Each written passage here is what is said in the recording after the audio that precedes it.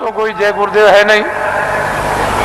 इस किराए के मकान का नाम आपका ही रखा हुआ, जो रखवाया होगा उस समय के पंडितों से, यह नाम तुलसीदास है। और जय गुरुदेव नाम उस परमात्मा का, ईश्वर का, भगवान का, उस सर्वशक्तिमान, उस ब्रह्म का, उस अल्लाह ताला यानी खुदा और गाड का नाम। ये किसी इंसान आदमी का नाम नहीं। तो जो नाम मैं भगवान का बोलूंगा सब लोग एक साथ बोलेंगे, आगे पीछे नहीं। जो नाम बोलता जाऊं सब लोग उच्चारण करना, जिससे हमको मालूम हो कि आप शुद्ध नाम का उच्चारण कर रहे हो। जब मैं बोल बंद हो जाऊं तो आप भी बंद हो जाना। बोलो जय गुरुदेव। और ये आत्माओं का गोपनीय यानी रूहों का ये छुपा हुआ राज, ये खजाना है।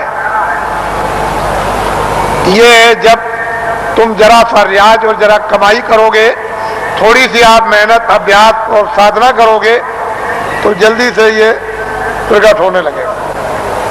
लेकिन तुम ऐसे ही बैठे रह गए तो घर का भी कोई काम नहीं होता।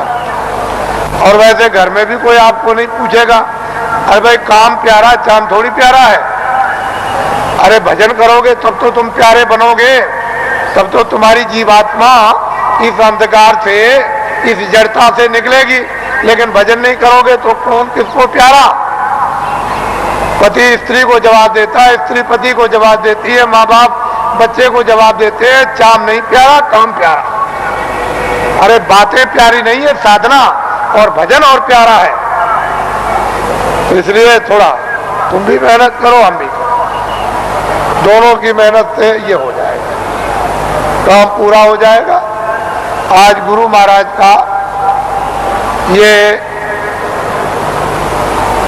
उनका पुण्य, जो संकल्प यहाँ छोड़ गए हैं, जो आशीर्वाद और आदेश जो दे गए हैं, ये सब उनकी चीज है। हमारे पास कुछ उन्हीं का आशीर्वाद, उनकी दी हुई ये दौलत है। और उन्होंने आदेश दिया है कि इस तरह का जब समय आएगा तो बांट देना, तो आपको मिलेगी। उनकी ये स्मृति है, यादगार, कि ये खजाना महापुरुषों ने बांटने के लिए दिया है। ये उनकी यादगार और वो सब चीजें ताजी। गुरु महाराज बड़े सादे थे, बड़े सीधे थे, बहुत सादगी थी, बड़े सीधे थे, बड़े भोले थे, लेकिन जानते सब कुछ थे। कोई चीज उनसे छुपी नहीं, सब कुछ जानते थे। और उन्होंने ये संकल्प, तो उनका ये संकल्प है कि जीवों को बहुत लाभ होगा, रूहानियत का, आध्यात्मिकता का। आगे सब लोग तैयारी करो, भंडार खुलेगा और सब लोग उस भंडार में प्रवेश होंगे और असली खजाने की लूट होगी। लोग लूटेंगे अपनी अपने दामन, अपनी अपनी झोली, नेत्रों की झोली, नेत्रों का दामन, दिव्य नेत्र की झोली और दिव्य नेत्र का दामन फैलाकर, और माल की, अद्भुत माल की, दैविक माल की, वो खजाने की यानी लुटाई होगी। और हीरे जवाहरात ये उस लुटाई के सामने कुछ नहीं है। वो चेतन हीरे, वो अमृत के हीरे ऐसे बरसेंगे, जिसको ये सब के सब इस मनुष्य रूपी मंदिर में अपनी आंखों से वो लुटाई होगी कि जो वर्णन में नहीं आएगी। आपको क्या मालूम है कि आकाश से क्या वर्षा हो रही है? तुमने अपना दरवाजा ही बंद कर रखा, तो वर्षा क्या पता चलेगी? अरे दरवाजा तो खोलो, मुंह तो खोलो, तब वर्षा मालूम हो कि कैसी वर्षा हो रही है अखंड। महात्माओं ने जो कुछ भी वर्णन किया है वो कटु सत्य है, उसमें जरा सा भी कोई गुंजाइश नहीं। तो ये उनकी पुण्यतिथि है और उन्हीं के संकल्प का ये आपको प्रसाद वो तो देने का एक आधार तो चाहिए। तो कोई आधार आपको, जो आधार है वो आपको दिया जाता है कि इसको आप संभाल करके ले जाएंगे। हो सकता है कि साल भर आपको अवसर न मिले, तो इसको आप प्रसाद को संभाल करके रखेंगे और जरूरत पड़ने पर आप इससे काम लेंगे। अपनी व्याधियों में, परेशानियों में कभी कभी ऐसा भी होता है कि हे मालिक, हमको कुछ नहीं चाहिए, जितने दुख हमारे कर्मों के हों वो जल्दी से जल्दी हमको दे दीजिए, लेकिन प्रार्थना यह है कि बर्दाश्त जरूर दीजिएगा और हमको आत्मधन लुटा दीजिए।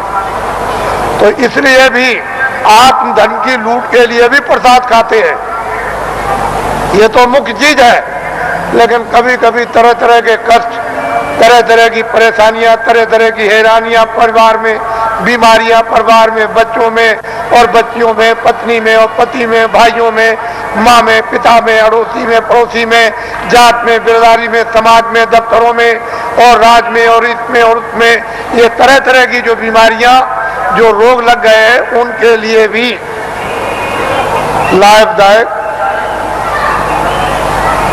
लेकिन यह है कि अनुचित उपयोग करोगे तो लाभ नहीं होगा, उचित उपयोग करोगे तो लाभ हो जाएगा। अनुचित क्या उपयोग है कि मैं ये प्रसाद खाता हूं, आज मैं रात को डकैती डालूंगा, मुझे 1 लाख रुपया मिलना चाहिए।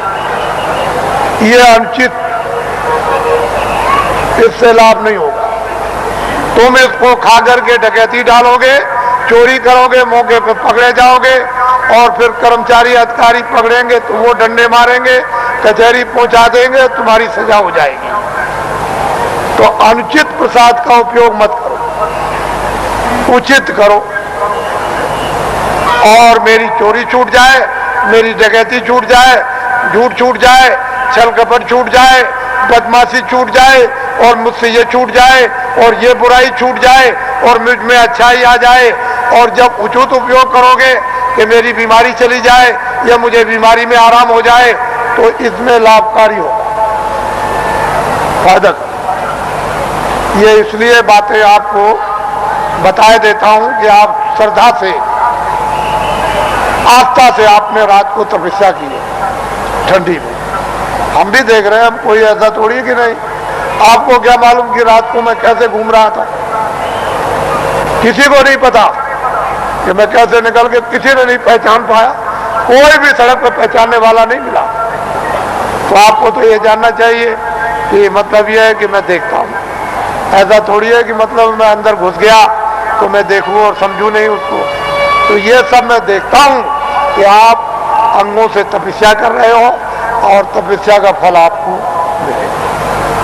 ठीक है, आपने शरीर से गुनाह किए हैं, बुरे काम किए, पाप किए हैं, आपने, ये ठीक है कि आपके ऊपर जमा है, लेकिन तपस्या अपनी जगह।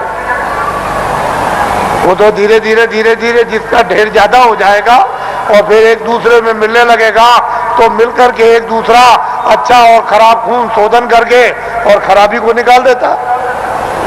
वो तो अपने तरीका है। लेकिन यह है कि तपस्या तो तपस्या ही है। तो आपको मैं और कुछ नहीं कहूंगा, क्योंकि ये गुरु महाराज की ये विशेष कृपा और दया यादगार दिन है। आज मैं आपके सामने नामदानी देकर इसको समाप्त करूंगा। ये लोग जो अभी प्रसाद ले रहे हैं वो उसी तरह से, यानी प्रसाद को ले लें, अच्छा रहेगा और वो उनके लिए जरूरी है। ठीक है, आप इधर आओगे तो ठीक है, लेकिन वो भी संकल्प ही किया, यानी दया मांगी हुई है। तो जब दया मांगी हुई है और वो एक आपके लिए सुलभ है, तो आप क्यों इधर उधर यानी हाथ पैर पीठ पटकते हो? जो चीज मिल रही उसको तो पहले ले लो, और कुछ मिल जाएगी वो भी ले लेना। अरे भाई, इसके माने ये थोड़ी है कि अगर कोई 10 दे तो 10 भी ले लो, और कोई ये दे दे तो और भी ले लो, कोई एक दवा दे दे तो वो ले लो, और कोई उससे भी अच्छी दे दे उसको भी ले लो। तो ऐसा क्यों कि बस हम नहीं लेंगे?